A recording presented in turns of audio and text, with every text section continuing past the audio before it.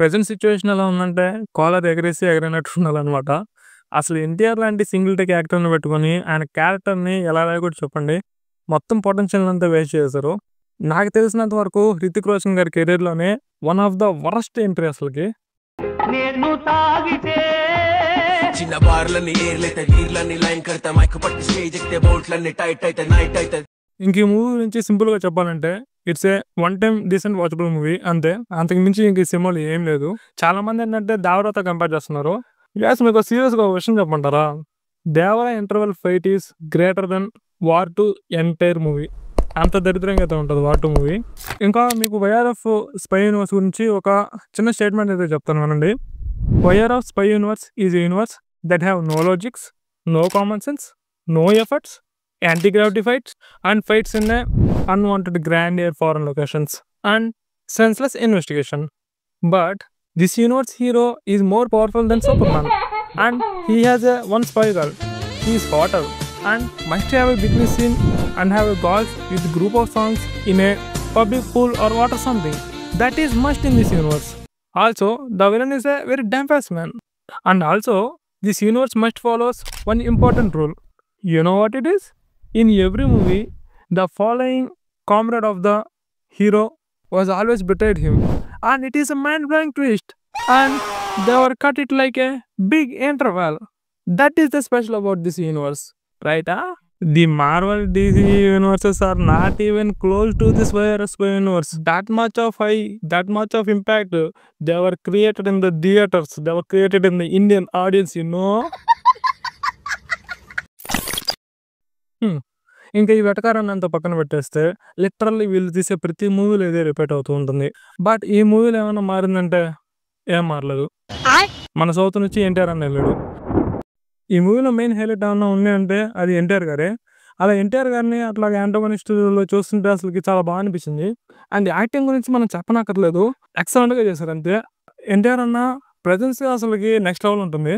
ఇంకోటి ఏంటంటే అసలుకి అంత మంచి సింగిల్ టేక్ యాక్టర్ని పెట్టుకొని ఇండియాలోనే వన్ ఆఫ్ ది బెస్ట్ యాక్టర్ని పెట్టుకొని ఎంత వీక్ స్క్రీన్ ప్లే, ఎంత వీక్ క్యారెక్టరైజేషన్ అయితే అస్సలు ఎక్స్పెక్ట్ చేయలేదు. మొత్తం పొటెన్షియల్ అంతా వేస్ట్ చేశారు. ఇంకంతే, ఇంక మనం ఇంకేం చేయలేము. ఇంకా అసలుకి అలాంటి యాక్టర్ని పెట్టుకొని నెక్స్ట్ లెవెల్ స్క్రీన్ ప్లేతో వేరే లెవెల్లో పోర్ట్రే చేసి ఉండొచ్చు ఎన్టీఆర్ క్యారెక్టర్ని. ఇంకా మీకు చెప్పాలంటే వార్ 1లో టైగర్ ష్రాఫ్ క్యారెక్టరే ఎన్టీఆర్ కన్నా బెటర్గా ఉంటుంది క్యారెక్టరైజేషన్ పరంగా. సో అంత వీక్, అంత అట్టర్లీ పూర్ రేటింగ్ ఏదో చూడొచ్చు మనం. ఇంకా యాజ్ యూజువల్ మన 'హృతిక్ రోషన్' గారు యాక్షన్ బాగానే చేస్తారు. అంతా వీళ్ళిద్దరే సినిమా అంతా. మిగతా అంతా అసలు సినిమాలో ఏమి ఉండదు, అంత డొల్లే. ఇంకా మన 'కేఆర్ అడ్వాణి' తెలుసు కదా ఎందుకుందో. అయ్యా అసలు ఆ బికినీ సీన్ అక్కడ అవసరం లేదు అసలుకి. అక్కడ స్పేస్ లేకపోయినా కానీ క్రియేట్ చేసి మరీ పెట్టారు. దానివల్ల జీరో ఇంపాక్ట్ అంతే. ఇంకా ఫైట్స్ అంటారా, లిటరల్లీ వరస్ట్గా ఉన్నాయి అసలుకి. మామూలుగా 'వైఆర్ఎఫ్ స్పై యూనివర్స్'లో ఈ యాక్షన్ సీక్వెన్సెస్ కావచ్చు అండ్ యాక్షన్ చేంజెస్ కావచ్చు అసలుకి చాలా అదిరిపోతాయి. వార్లో చూసుకున్నా కానీ మీకు మైండ్ పోద్ది అనమాట. బట్ ఈ వార్ 2లో మాత్రం అవే దీనికి మేజర్ మైనస్ పాయింట్ అని చెప్పాలి నన్ను అడిగితే. అండ్ ఇందులో కూడా చేసింగ్ సీక్వెన్స్ అయితే మంచిగానే అనిపిస్తాయి. బట్ కానీ అక్కడ కూడా ఏదో కొంచెం వెళ్తున్నట్టు అయితే అనిపిస్తూ ఉంటుంది. ఇంకా ఒక ఏరోప్లేన్ ఫైట్ ఉంటుంది అయ్యా, ట్రైలర్లో కూడా చూసుంటారు. అదైతే సర్ప్రైజింగ్లీ బాగుంది. అంటే లాజిక్స్, యాంటీ గ్రావిటీ ఫైట్స్ అన్ని పక్కన పెట్టేస్తే ఆ ఫైట్ చూడడానికి అయితే చాలా బాగుంటుంది. అక్కడ యూజ్ చేసిన అంటే అక్కడ పెట్టిన యొక్క గ్రాఫిక్స్ కావచ్చు, ఈఫెక్ట్స్ అయితే చాలా బాగా వర్కౌట్ అయ్యాయి. ఎక్కడ కూడా ఫేక్ చేస్తున్నారనే ఫీలింగ్ అయితే రాదు.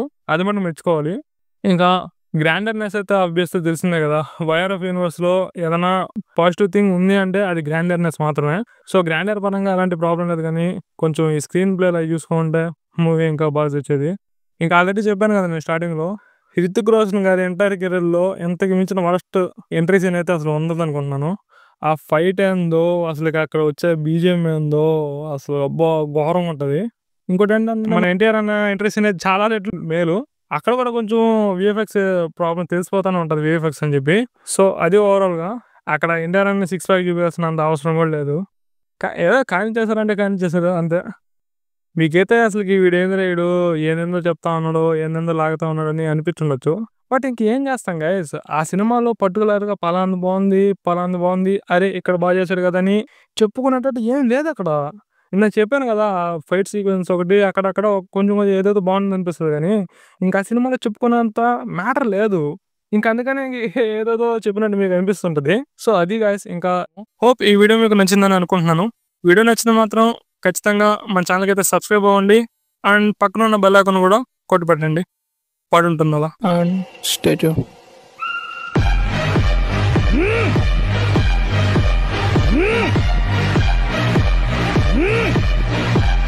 నేను తాగితే చిన్న బార్లని ఏర్లైతే వీర్లని లైన్ కడతా మైక్ పట్టి స్టేజ్ ఎక్కితే బోల్ట్ల